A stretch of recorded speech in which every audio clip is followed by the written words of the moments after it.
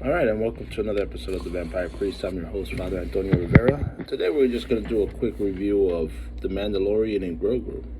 I liked it. I'll give it an 8 out of 10 or 4 stars, however you look at it. It was a good family, wholesome movie. You could take the kids to see it. There's no agenda being pushed. It was a really good father-son story with The Mandalorian and with Grogu. It was you didn't even need to see The Mandalorian season 3 in order to follow along. So it seems like this movie does it's kind of like ignoring season 3, but takes place after the Book of Boba Fett. So if you saw the couple episodes of the Book of Boba Fett with The Mandalorian, the actually the best episodes and the best part of that series, then you'll be able to follow along.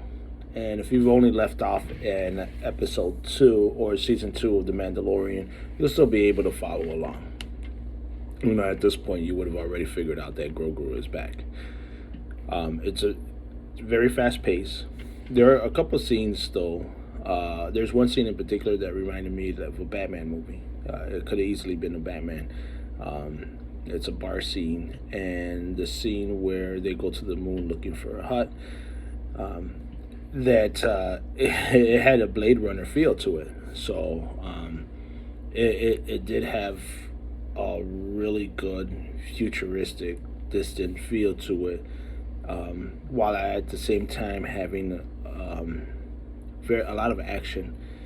And it's there are a few moments that are kind of emotional, especially if you are a father.